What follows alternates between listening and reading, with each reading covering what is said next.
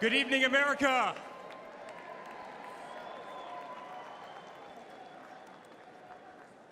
Eight years ago, my father sat our family down. He spoke of a nation in decline, of dreams slipping away, of a future endangered by failed leadership and broken promises. It was in that moment I knew my father had made a decision that would forever change our lives.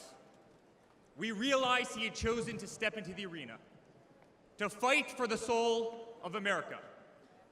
He decided to leave behind the comforts of an unbelievable business empire, to leave behind everything he had ever built, to answer the call to serve our nation.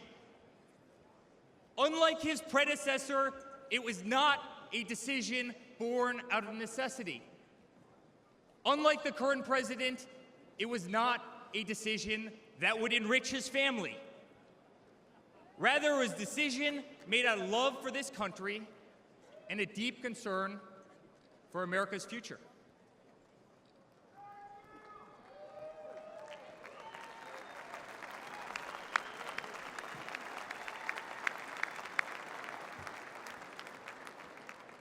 My father was clear it would not be easy, that there would be a huge price to pay, and that the attacks would be vicious. Looking back, that was an understatement. The made-up Russia hoax, the sham impeachments, the efforts to destroy an unbelievable company, a company that I run today, the efforts to cancel us, to silence him, to gag his free speech, and to drag him through every radical left courthouse in America, to take his life.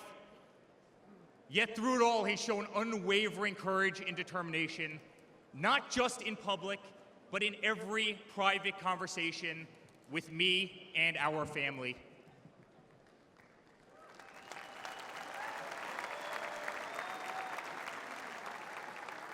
He stood tall, fueled not by personal ambition, but by a profound love for this country and a love for all of you, the American people. That man is my father. That man is the 45th president and soon to be 47th president of the United States. That man is Donald J. Trump.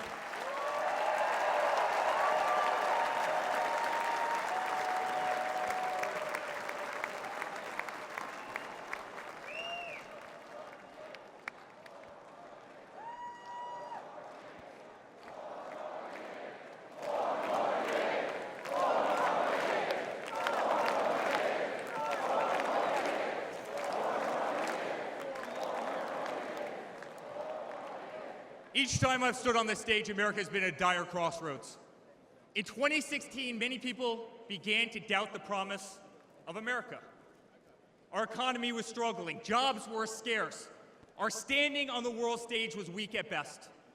Veterans were forgotten, our military was in shambles, our educational system was broken, ranked 30th in the world.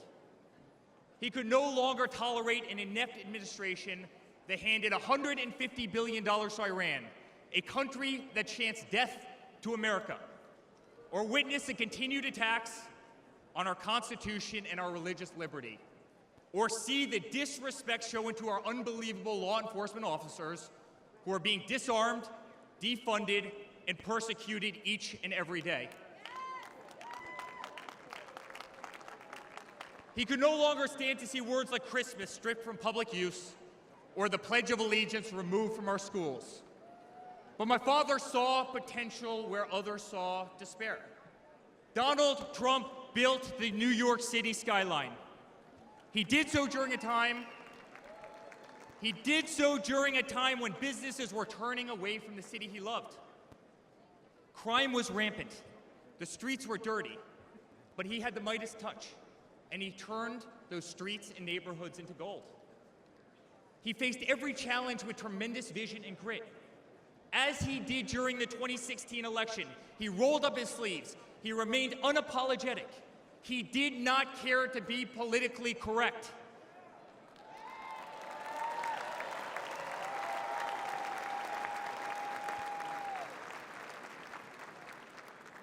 He restored hope. He restored a voice to millions of Americans who had been ignored. He restored the American dream.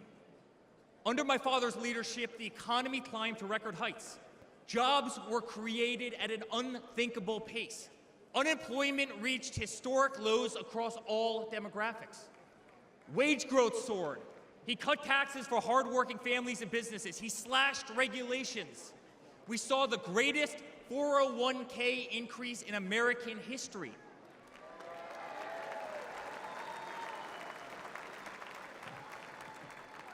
People bought their first homes in an environment that saw 2 to 3% interest rates.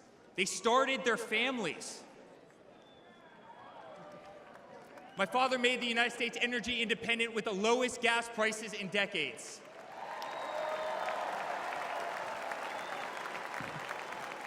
My father made the United States safe. Our borders were closed. There was peace in the Middle East. Soleimani, al-Baghdadi, the terrorists were dead.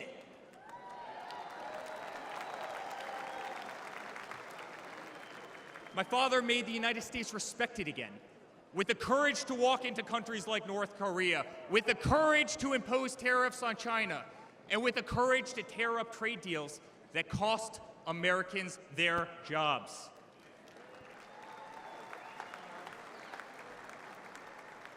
He brought manufacturing back to America. Small businesses flourished. He did what he promised. He put America first. We were winning. Donald Trump made America great again.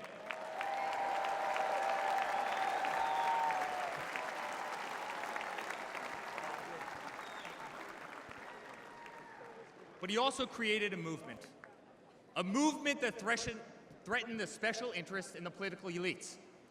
A movement that cast a bright light on the institutions weaponized against the American people. You see it in our schools.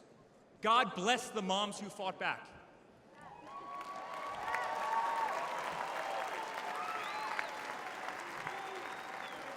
You see it in your workplace. You see it on every news station, in every newspaper. You see it in the military. The most iconic military installations on planet Earth are stripped of their identity and renamed. Fort Bragg, Benning, Fort Hood. You see it in Hollywood. You see it in our two-tier judicial system. They don't even hide it anymore. My father has been censored. The former president ripped off Twitter, Instagram, and Facebook, while terrorist organizations remain intact.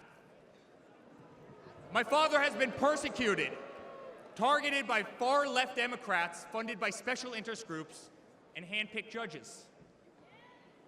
My father has been pulled off the ballots of states, radical justices attempting to defy the will of millions of Americans who adore who he is and what he stands for. My father even became the target of an assassin who almost killed America's single greatest hope for our future. The swamp is terrified of this incredible movement. They're terrified of it. They're terrified of you and the tens of millions of people watching us on TV right now. They've tried everything to keep him from you, everything, to destroy his legacy, to destroy his family. They have failed, and they will not win.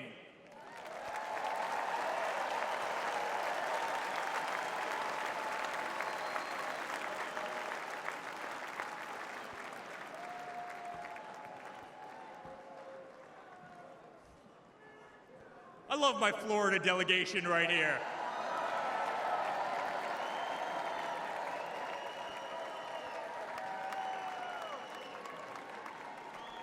Thank you. My father stands before you with the most votes of any Republican candidate in the history of our nation. He has defied the predictions of every political pundit. He fills stadiums across our country. He energizes Americans to the issues facing this nation and does so with unvarnished honesty. He is not a threat to democracy. He is a threat to those who despise our republic, many whom are bought and sold, bribed and coerced, people who have never signed the front of a check and who have been dependent on the government their entire adult lives.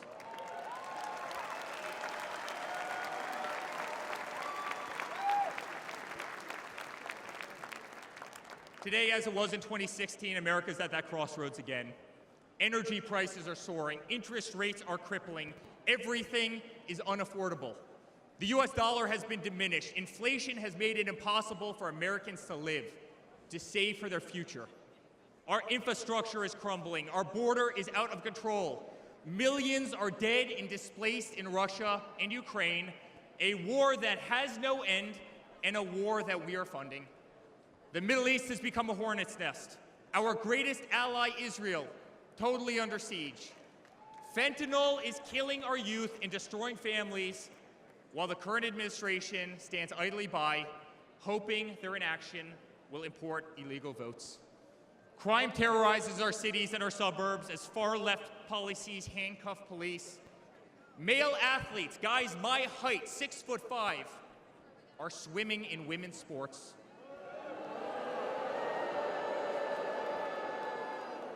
Destroying the dreams of young girls who have trained every minute of their lives. We no longer trust our elections, we no longer trust our judicial system, and we no longer believe that our government is working in our best interest.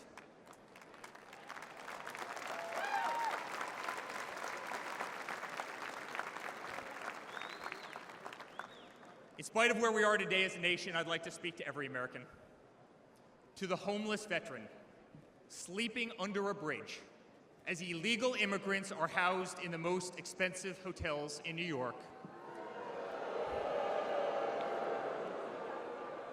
I'm sorry. We know it's wrong, and we will fix it.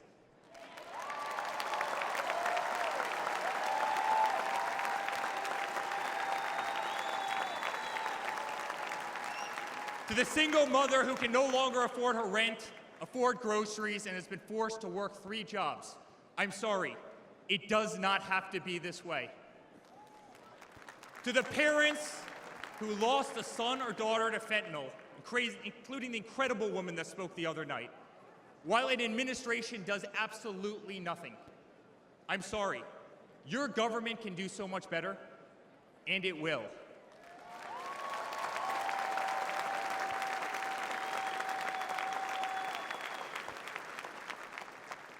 To the children who are being brainwashed instead of learning the fundamentals in school, I'm sorry.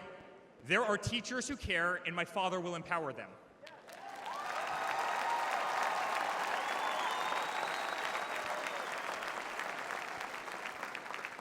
To the law enforcement officers, our brave Border Patrol, Secret Service agents who work every single day to protect our communities, knowing damn well that the system will throw you under the bus, I'm sorry. We will stand behind you.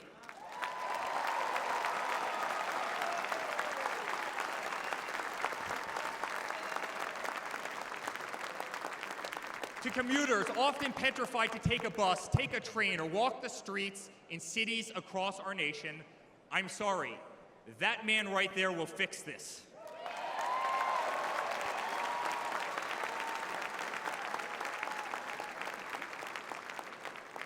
To the construction workers, to the middle-class families, to the families with children with disabilities, families who can no longer afford medical benefits or to take a vacation, I'm sorry. We will make America great again.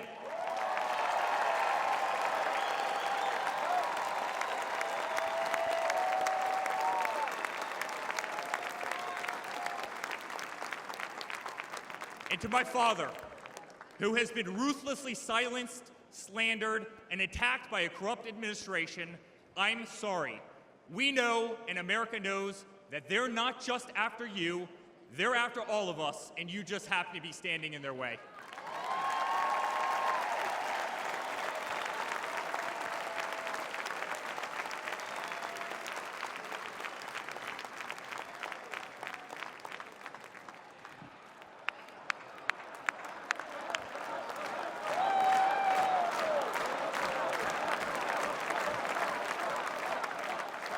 To all Americans watching tonight, the greatest retribution will be our success. Success not just for ourselves, but for our grandchildren and our children. Under President Donald J. Trump, the swamp will be drained. America will be respected. Our cities will be safe. Our streets will be clean.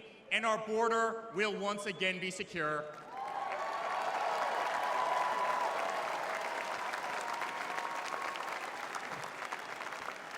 We will have peace. We will have prosperity. Your hard-earned tax dollars will enrich a better America, not be squandered in corrupt foreign nations. Education will be handed back to the states. We will no longer be 30th in the world. We will be first.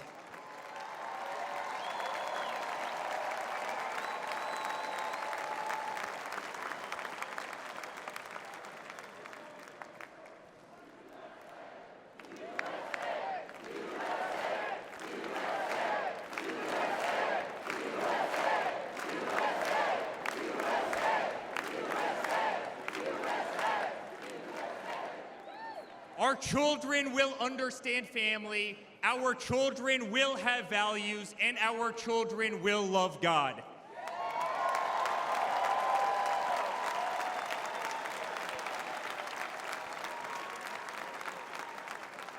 Our country will prioritize free speech, respect freedom of religion, and honor our Constitution.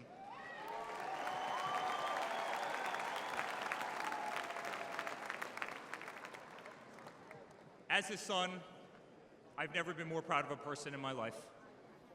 A man who has defied all odds more than once. A man who believed in the promise of America when others turned away. A man who saw a nation in need of a champion and answered that call with unwavering determination and courage. A man who survived a bullet that was intended to eliminate him permanently from our future and from our family. Never have I been more proud to be a Trump.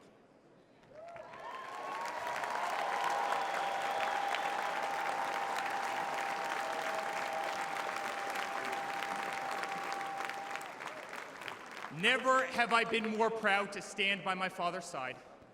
I remain incredibly honored to be part of this journey, a journey with all of you, a journey to save the greatest country on earth, a journey with the most incredible people I have ever met.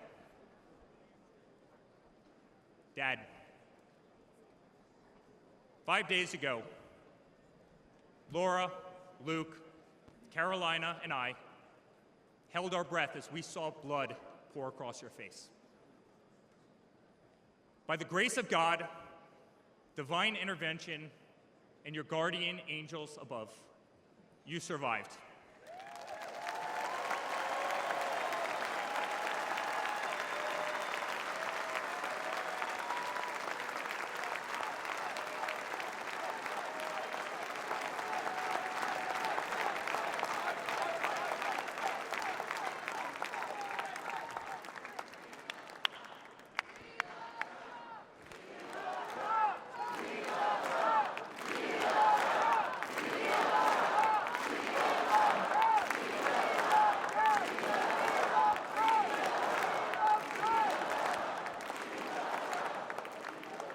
You are the greatest fighter I have ever seen.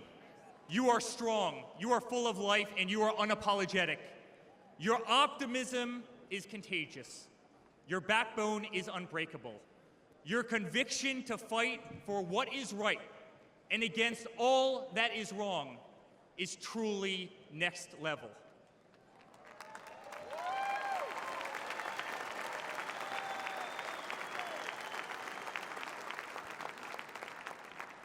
The whole world saw your strength as you stood up. You wiped the blood off your face, and you put your fist in the air in a moment that will be remembered as one of the most courageous acts in the history of American politics.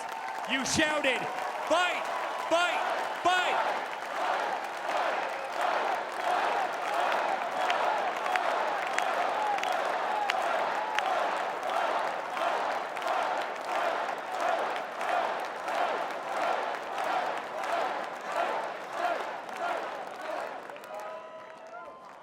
I'm honored to be your son.